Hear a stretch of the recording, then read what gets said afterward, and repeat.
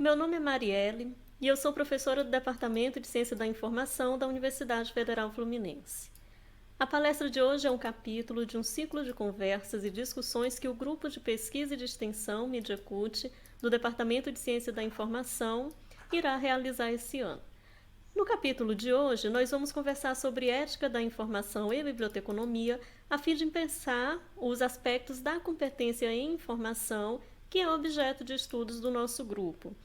Esse tema se torna cada vez mais importante à medida que o volume de informações aumenta nos mais diversos formatos e os sujeitos necessitam pensar que usos estão dando às informações. E para discutir sobre esse tema, hoje nós convidamos o professor Ariel Moran, que é professor do Colégio de Biblioteconomia da Universidade Nacional Autônoma do México, candidato a doutor, mestre e licenciado em Biblioteconomia e estagiário em Filosofia pela Faculdade de Filosofia e Letras da mesma universidade. É autor do livro Eticidade e Filosofia da Informação, Fundamentação Ética para a Biblioteconomia. Também publicou 4 capítulos em trabalhos coordenados, 17 artigos em periódicos especializados e arbitrados na Inglaterra, Estados Unidos, Espanha, México, Costa Rica, Brasil, Colômbia, Argentina e Chile. E apresentou 25 trabalhos em eventos nacionais e internacionais. Seus interesses de pesquisa estão no entorno da filosofia da informação, ética da informação, direito à informação e direitos humanos e humanidades digitais. Portanto, nesse momento, passo a palavra ao professor. Seja muito bem-vindo ao nosso grupo.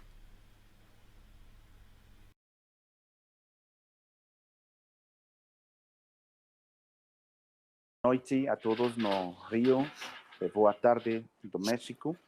Eu vou apresentar minha exposição em português e se você tiver alguma dúvida, Marielle vai me ajudar a traduzir para o espanhol. Exercitei o meu português principalmente no seminário de epistemologia da biblioteconomia com Miguel Ángel Rendón, mas já se passaram alguns anos. Basicamente, meu trabalho gira em torno de questões de ética da informação, filosofia da informação, direito à informação, sua relação com as ciências da informação, especificamente biblioteconomia e arquivística. Pois bem, o pensamento ético em geral lida com as ações humanas e relações com outras pessoas e as implicações das ações humanas são o que nos determinam ou nos tornam tão complexos. Mas quando a complexidade da vida social é abalada, assim como as formas normativas que a organizam e a tornam possível, e que tem sido justamente o ponto de partida da complexidade, essas formas ou regras entram em um período de inestabilidade. Essa instabilidade pode resultar em descomposição ou recomposição. A estrutura da vida é construída a partir de nossas experiências, escolas, práticas, compromissos pessoais. Uma filosofia que tenta capturar o homem pelo que ele é ser que tem envolve conflitos, fragilidade afetiva, precisa ser uma filosofia de vida que se baseie em uma compreensão da ética.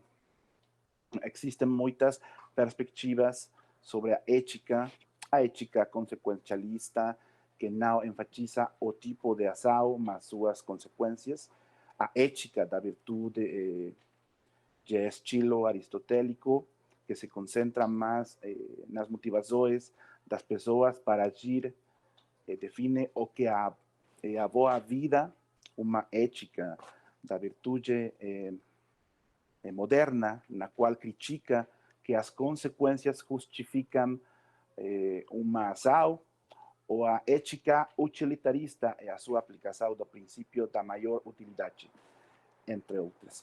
Em geral, de forma esquemática, a ética costuma se dividir em dois aspectos: axiologia e deontologia. O primeiro enfoca os valores, é uma reflexão moral muito mais abstrata. A segunda é uma ética focada na lição de dever, muito mais descritiva. A deontologia é a ética das normas, os códigos de conduta das associações profissionais. Mas não podem existir normas ou regramentos sem fundamento axiológico. Esse é o principal erro que se comete do ponto de vista ético das ciências da informação. Ou seja, os padrões devem ser baseados em valores. A biblioteconomia tem tradicionalmente mantido uma postura normativa e que, portanto, tem sido abrigada em abordagens puramente descritivas e prescritivas, deontologia. Não? E tem deixado de lado a reflexão sobre seus próprios valores. A biblioteca é um local onde as necessidades e valores educacionais e de comunicação são implementados. É o local onde, além disso, são defendidos e promovidos, onde são avaliados e selecionados os conteúdos da comunidade e onde são realizadas as práticas. Os valores não são apenas elementos acessórios que retocam a roupagem de um discurso disciplinar, mas delineam os objetivos e o sentido de seus profissionais, e não apenas em termos de forma. A deontologia também é útil, pois fornece prescrições e normas, não emite soluções mágicas, mas sim sua função é dinamizar certos processos do cotidiano, respeitar a sinalização, não falar alto na biblioteca, não suborno policial. Mas é relativamente simples, por outro lado, distorcer essas prescrições, transformá-las em um conjunto de regras que compõem um livro de receitas para a vida, ou seja, vê-las como soluções vazias e prescritas para situações gerais, né, que me impedem de ponderar pesadamente sobre as decisões o que a axiologia busca refletir sobre o que é valioso ou que desejo ser escolhido. As regras ou normas previstas nos códigos profissionais, em muitas ocasiões, são concebidas como tautologias vazias, como quando um princípio se baseia no próprio princípio, uma regra sobre a própria regra, a saber, ideias como o bibliotecário é o responsável pelo menos até que hajam de forma irresponsável, ou o bibliotecário deve oferecer serviços de qualidade, porque senão não haveria qualidade. Mas também a questão não é apenas sua forma de enunciação, mas o fim que perseguem puramente utilitário. A dimensão da moral como particularidade de cada sujeito está presente em nosso cotidiano e se manifiesta a cada vez que podemos escolher, julgar ou elucidar entre diferentes possibilidades. Essas escolas são feitas de acordo com determinadas valorações ou avaliações. É só quando deparamos com elas é que o valor adquire vitalidade no indivíduo. Ou seja, na medida em que a pessoa se relaciona com o valor, dándole sentido. Os valores se desenvolvem nos campos da consciência e nos de escola, pois serão prioridades assumidas, seja por uma pessoa ou por uma instituição, serão transmitidos por meio do que fazemos e criamos. Essas escolas serão postas em prática todos os dias, de forma árdua e constante, o que permitirá ou limitará o desenvolvimento da pessoa, que até mesmo daqueles ao seu redor, valores são manifestações do ser e construções históricas do sujeito em seu jogo ontológico dentro de uma comunidade. Mas a ideia de valor costuma ser extremadamente confusa para muitos autores da biblioteconomia. Jaime Rios considera que os valores são fundamentados na razão, não? Ao contrário dos gostos ou preferências, que não o são. Ou seja, que para ele os valores são racionais e os gostos são irracionais. Ao contrário de Rios, para outros autores, um gosto não se opõe a um valor, nem mesmo por meios racionais. Pelo contrário, gosto, como faculdade, consiste em reconhecer que um objeto ou uma ação tem valor.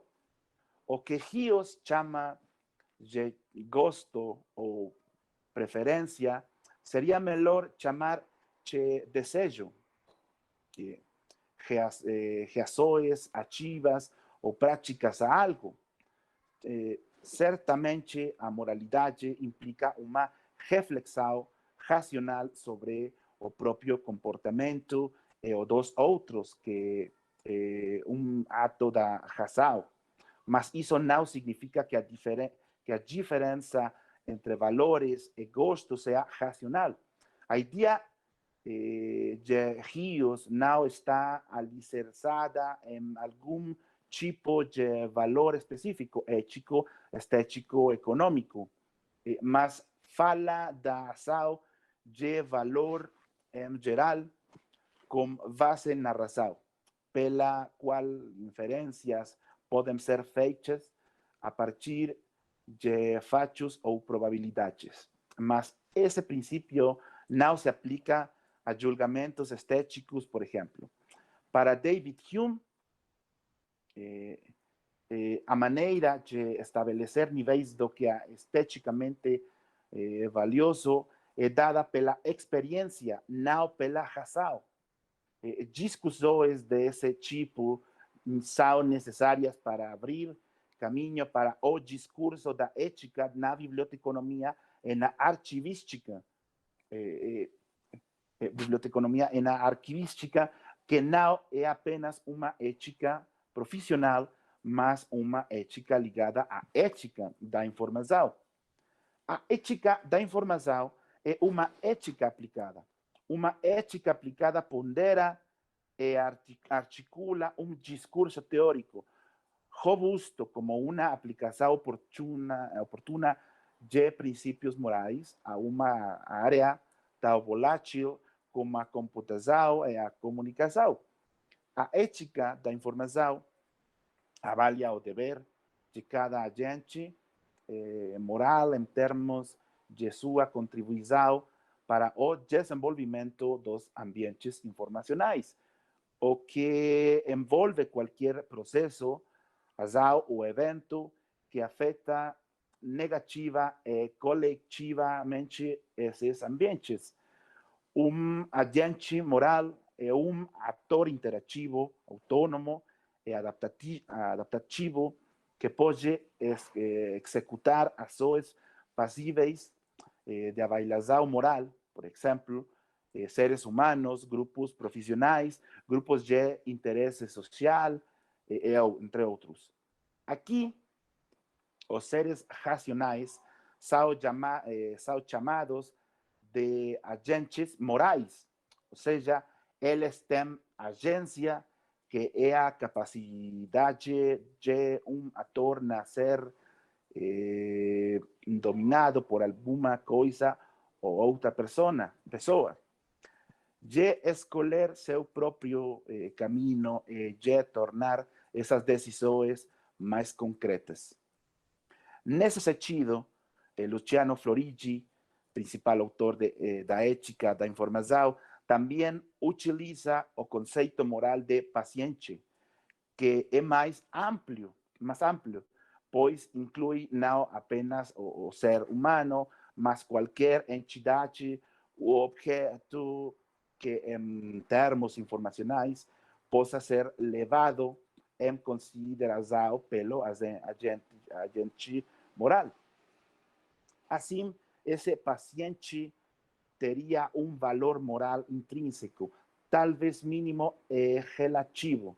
Portanto, temos dois conceitos que irei explicar: agente moral e paciente moral.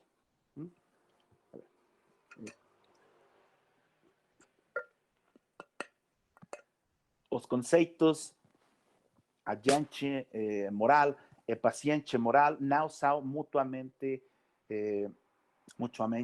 opostos. Ambos seguem o mesmo significado. É mais amplo que outro, pois não inclui apenas os seres humanos, mas também contém alguns objetos do mundo da vida. Ou seja, uma ética que exige não apenas um mínimo de respeito entre os humanos, mas também em relação aos objetos de informação. Para Florigi, o discurso da ética da informação não deve se limitar exclusivamente a determinados seres. Por exemplo, a ética da biblioteca rejeita que nossas ações morais devam se concentrar em recursos informativos. Nessa lógica, livros, fichas magnéticas ou bobinas de filmes são objetos de informação. A ética da informação vai além e afirma que até nós somos informação. Os seres humanos exercem influência mútua sobre o meio ambiente, tanto diretamente por contiguidade, quanto indiretamente por meio de outros processos. O homem adquire informações sobre os processos com os quais se relaciona em seu meio, por meio das ações espontâneas que o afetam, das experiências que realiza continuamente. Ao mesmo tempo, com sua atividade prática diária, o ser humano transmite aos processos externos as informações necessárias para efetuar as mudanças que neles propomos. O ser humano contém informação, existe informação em nós, consumimos informação, processamos informação como estímulos externos que captam os nossos sentidos e, ao mesmo tempo, liberamos informação para o exterior. Por isso, Florigi considera que a ética da informação deve ser entendida a todas as entidades, entendida em termos informacionais, e isso significa que não se limita apenas ao ser humano. Sua cultura, seu bem-estar e suas interações sociais, incluindo não apenas animais, plantas e vida natural em geral, mas também tudo o que existe, de pinturas e livros, e a estrelas e pedras. tudo o que pode ou vai existir como as gerações futuras, é tudo o que foi, mas já não é, como os nossos antepassados, as antigas civilizações. Isso significa que a realidade pode ser entendida em termos informacionais e que todos os objetos podem ser vistos como objetos de informação. A informação representa uma condição de possibilidade para o exercício da autodeterminação de quem pensa e usa é parte constitutiva da identidade pessoal, mas também coletiva. Os usuários da informação são agentes intencionais que valorizam a informação e a incorporam ao seu estoque de conhecimento, afetando tanto sua visão de mundo quanto sua capacidade de ação e principalmente de transformação de seu ambiente. Necessidades de informação que são, antes de mais nada, estados mentais que requerem processamento de informação. A perspectiva de Floridi é considerada por alguns autores como paninformacionalista, porque considera que tudo é informação. Para compreender o que significa paninformacionalismo, lembremos-nos do que se costuma dizer sobre Freud, que a toda sua carga psicanalista repousa sobre discurso pansexualista, ou seja, que todo vem dos impulsos sexuais. A ética da informação de Floridi apela a uma pluralidade de ontologias, em que todo objeto pode ser concebido como objeto de informação, que pode ser entendido como aquela informação constitui praticamente tudo, aparentemente.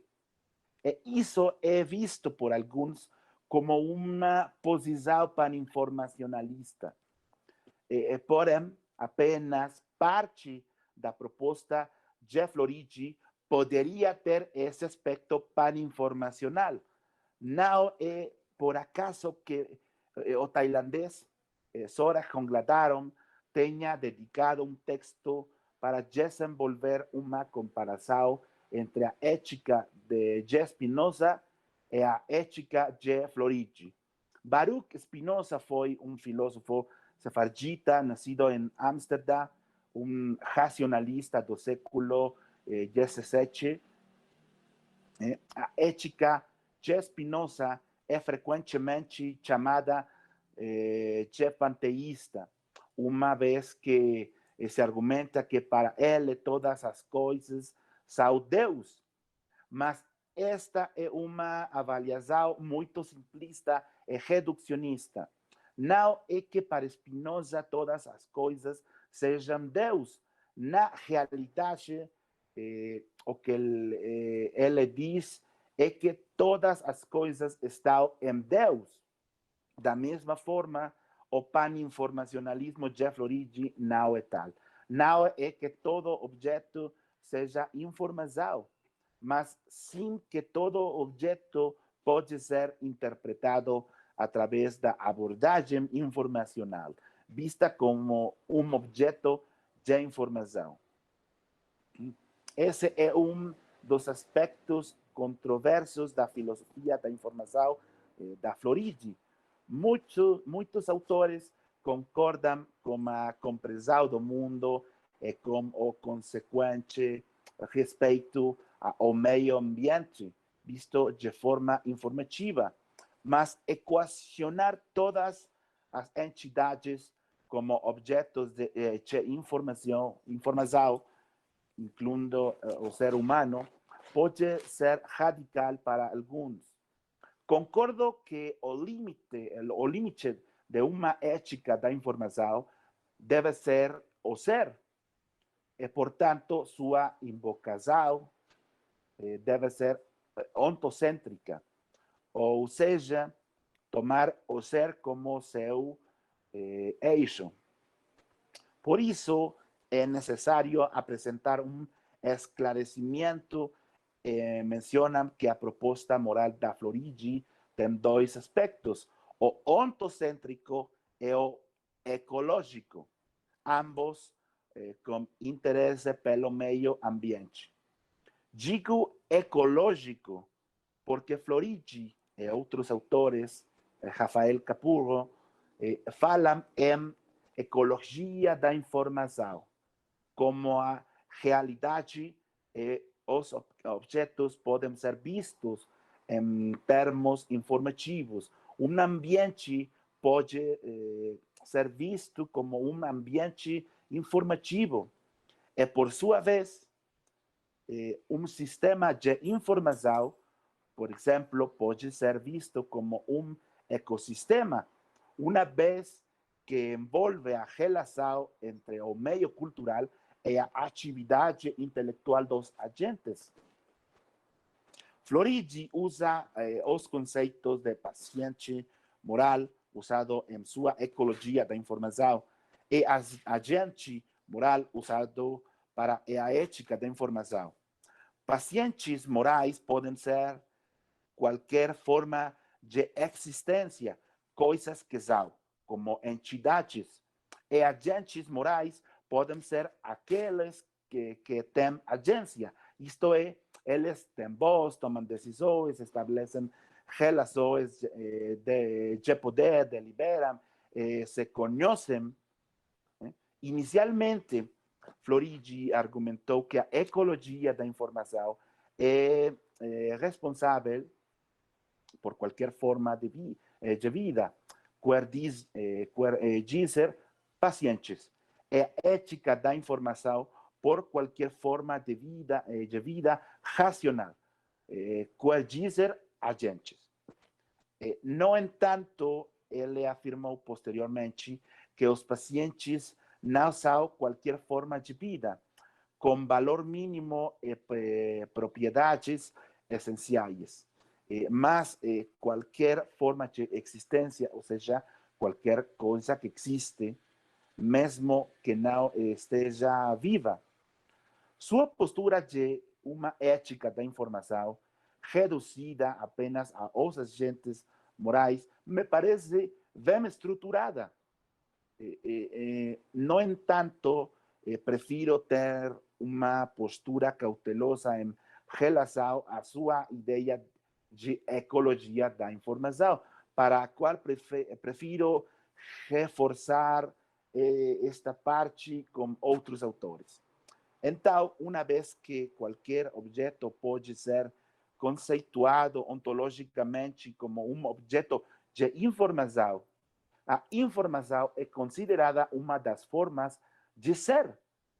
A ética da informação é uma ética para o mundo, não só para jornalistas, para arquivos, para bibliotecas. O conceito de ecologia da informação refere-se em sua generalidade à natureza da informação que coletamos e contextualizamos do meio do ambiente. Ou seja, o espaço informacional é considerado metaforicamente como um ecossistema dinâmico.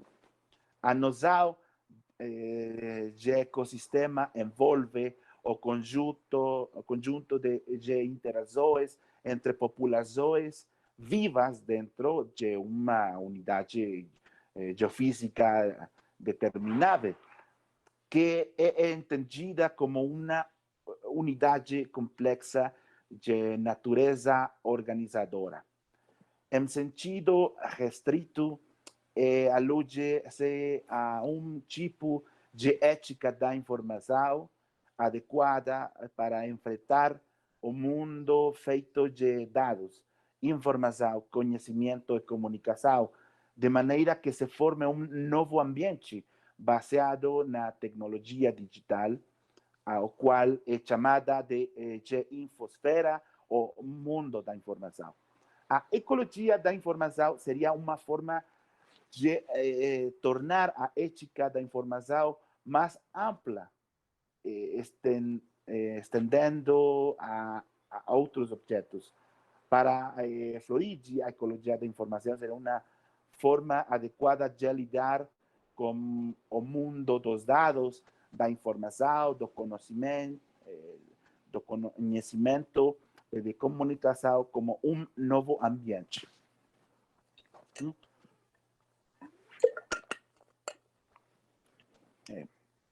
Bien. Como mencionado acima, a reflexão ética axiológica levaria não apenas a autocompreensão do bibliotecário, mas a compreensão de uma de suas missões atuais, reduzir as assimetrias informacionais e as injustiças epistêmicas. Injustiças epistêmicas são geradas quando uma faculdade essencial para a dignidade humana é quebrada, que é ser sujeito de conhecimento.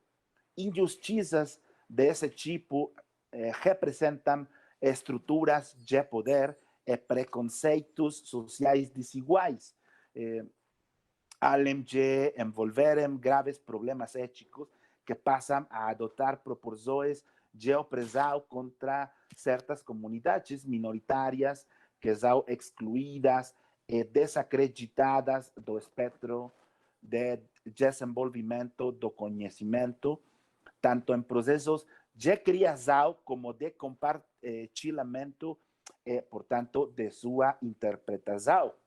Impedir o desenvolvimento de práticas cognitivas é, em si, uma injustiça.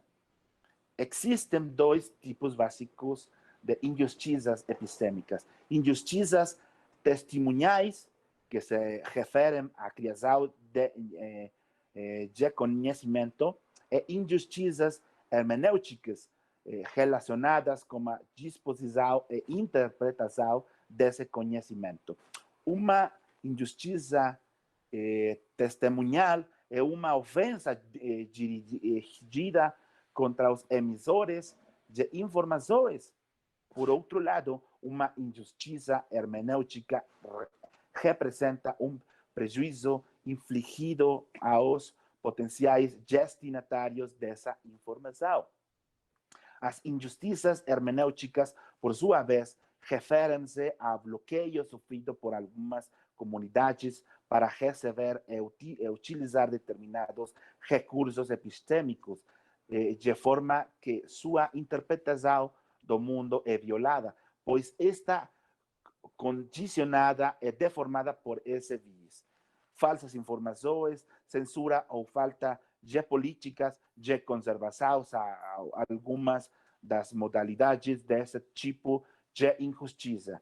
Nestes cenários particulares, o que se desencadeia é um processo de marginalização hermenêutica, uma vez que é gerada e acentuada uma participação desigual de determinados setores para se conseguir uma interpretação adequada dos recursos de informação disponíveis, talvez até onde os poderosos têm um interesse positivo em manter as interpretações erradas.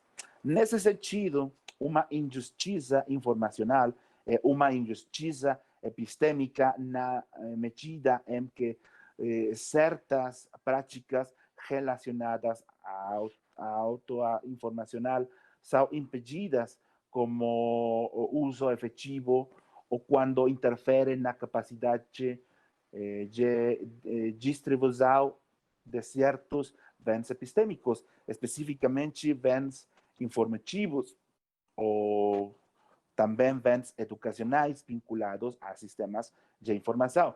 para os quais se compromete gravemente nossas capacidades, conforme a condição de sermos sujeitos cognitivos e potenciais participantes de um entendimento socialmente compartilhado.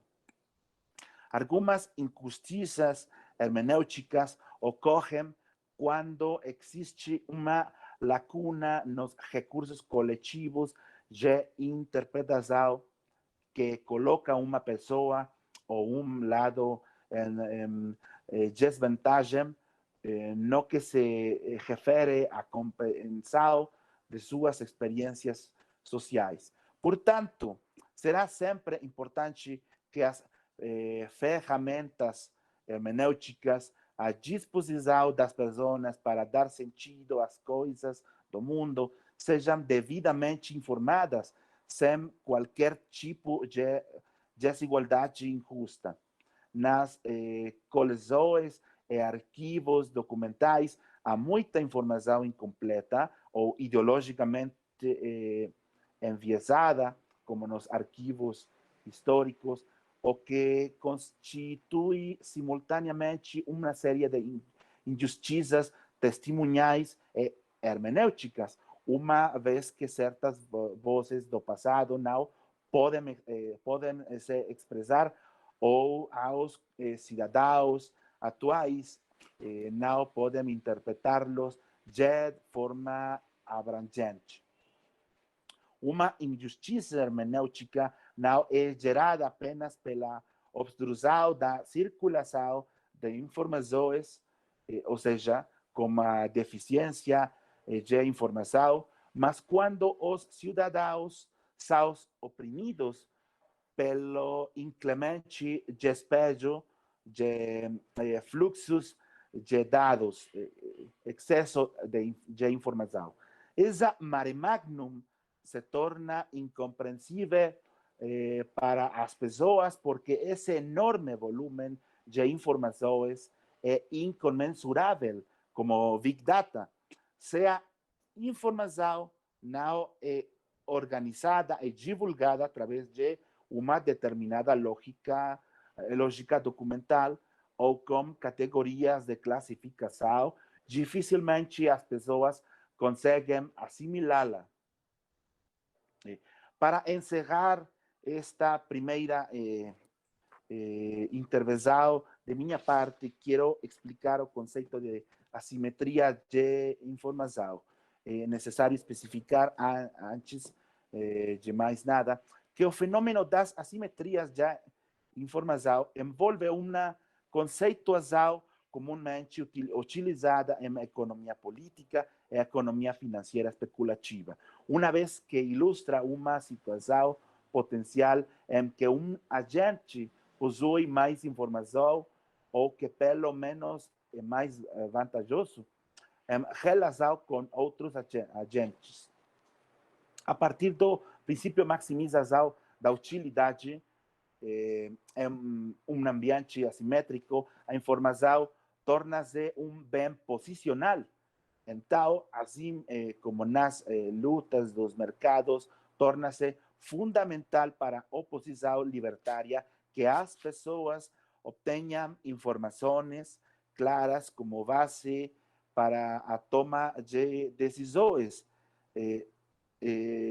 Da mesma forma, é essencial para outros tipos de cenários: trabalho, família, saúde, eleitoral, habitacional, cultural, possuem informação oportuna e persistente, seja para determinações imediatas ou para planos futuros. Assim, as assimetrias de informação não dizem respeito apenas a um fenômeno moral, mas a uma questão de ineficiência no campo da administração. Uma assimetria informacional é basicamente composta por três situações. Nem todos os indivíduos em uma comunidade têm as mesmas informações e isso cria desigualdades indesejáveis. Algumas pessoas se comportam de acordo com um padrão oportunista injustamente por não honrar a confiança de outra pessoa. Como resultado dessa falta de confiança, uma comunidade pode renunciar ao compartilhamento de informações para melhorar o bem-estar. Por esse motivo, deve-se enfatizar que as assimetrias informacionais podem derivar de equívocos sobre alguns dados, vieses, mal-entendidos, redundâncias, falsas crenças e até cargas teóricas divergentes entre dois horizontes hermenêuticos que afetam a forma como dado fato é valorizado e interpretado. É precisamente aqui entra o papel da biblioteca, dos bibliotecários. Duas pessoas podem pesquisar todas as informações disponíveis sobre tópico em banco de dados ou repositório, e os resultados da pesquisa podem ser semelhantes, mas o processamento e análise que fazem nessas mesmas informações documentais podem levar a muitas conclusões diferentes. A questão da consistência da informação atrai discussão sobre o problema da intencionalidade substanciada nas ações voluntárias dos agentes no dia a dia, em contextos informacionais. As pessoas costumam referir a informações falsas por meio de muitos termos, sem uma distinção clara. Embora em muitas áreas não pareça haver grande problema nesta situação, em ambientes acadêmicos é necessário estudar a natureza da informação falsa com maior precisão para fazer exame conceitual de uma aquiescência mais ou menos generalizada, com a principal tarefa de evitar confusão de uma multiplicidade de significados. Assim, surge a necessidade de fazer uma diferenciação ponderada entre os conceitos. Má informação, misinformation em inglês, e desinformação, disinformation em inglês. A má informação refere-se a informações falsas que são transmitidas intencionalmente com o propósito de enganar, não apenas nos negócios ou na vida pública, mas em qualquer campo. E desinformação é aquela que é compartilhada por ser erroneamente considerada verdade. Apesar de tudo isso, excesso de credibilidade depositado em uma fonte de informação causaria déficit na capacidade crítica das pessoas. Bibliotecas e arquivos deixariam de ser entidades de informação que podem gerar conhecimento para ser apenas entidades comunicativas. Essas instituições devem cumprir o papel social, entre outros, de serem fontes confiáveis de informação, mas, ao mesmo tempo, é sua missão prover a capacidade de realização de pesquisa documental entre seus usuários, para que eles verifiquem e contextualizem as informações que recebem, alfabetização em informações, e não apenas que as recebam e aceitem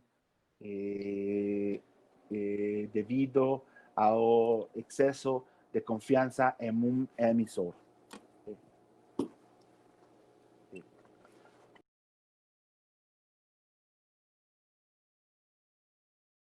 Ariel, muito obrigada pela sua exposição. Acredito que realmente foi foi muito proveitosa para nós, né, essas questões, né, de relacionar a ética, a moral, trazer a filosofia da informação com o Luciano Floridi, né, que acho que alguns alunos talvez ainda não tenham lido um pouco, né, acerca desse autor. Falar também essas questões, né, que são tão caras para o nosso grupo de pesquisa, que são essas assimetrias informacionais e as injustiças epistêmicas, né, porque assim, essas lacunas, as lacunas informacionais que acabam deixando, né, pessoas que têm mais acesso, pessoas que têm menos acesso à informação, e não é só uma questão do acesso em si, né, mas ter as competências necessárias para entender as informações, né, que eu acredito que é uma grande questão que nós vamos ter aí pela frente cada vez mais, né? Eu acho que quanto mais a gente amplia esse nosso poder de comunicação, mais a gente vai necessitar de profissionais que saibam formar, né, parcelas da sociedade no uso das informações, né? E não só tanto no uso das informações e mesmo no ato de comunicar, né? Porque eu acho que um dos grandes problemas também é a forma como nós comunicamos informações, né? Uma outra questão também que você traz sobre sobre a brecha digital, né? Sobre essas assimetrias informacionais e trazendo a questão da brecha digital, e que é muito forte, né, nas nossas sociedades latino-americanas, né? Se a gente for pensar, né, nessa questão dessa nossa região, né, na Latinoamérica. Realmente, sim, a gente ainda não conseguiu, na realidade, diminuir o analfabetismo das letras, né? Imagina só o analfabetismo de diversos outros fenômenos de informação mesmo, e mesmo de suportes informacionais. A questão das informações falsas, assim, é uma outra questão que a gente vem trabalhando, que a gente vai começar a trabalhar muito no nosso grupo de pesquisa também, porque não tem como a gente pensar, né, em competência em informação sem a gente pensar como e o porquê que nós vamos usar, né, os conhecimentos que nós adquirimos acerca das competências em informação. E bibliotecas e arquivos deixariam de ser entidades de informação para ser entidades informativas. Achei muito interessante quando você coloca isso para a gente. E principalmente, assim, tem uma autora que eu sempre cito, que eu realmente acho um livro muito interessante, muito importante para nós, enquanto bibliotecários, que é o livro Biblioteconomia, Dimensão Social e Educativa, da Fátima Portela Cisne. Ela é brasileira aqui. E ela fala que realmente uma das grandes questões assim, que falta nas nossas bibliotecas é a biblioteca se tornar uma agência de comunicação social. Né? Porque a gente sempre pensa nas bibliotecas enquanto uma agência informacional, mas não de comunicação desses conhecimentos, ou seja, o sujeito que tem que saber o que ele quer, e aí ele vai lá, busca e sai da biblioteca e satisfez a necessidade de informação dele. A biblioteca, durante muito tempo, trabalhou dessa forma, né? E o que a gente sabe que não é suficiente, né? Nunca foi e continua não sendo suficiente, né? Então, assim, eu realmente gostaria de agradecer muito a sua fala, a sua explanação aqui para a gente. E aí agora eu vou abrir, né, também.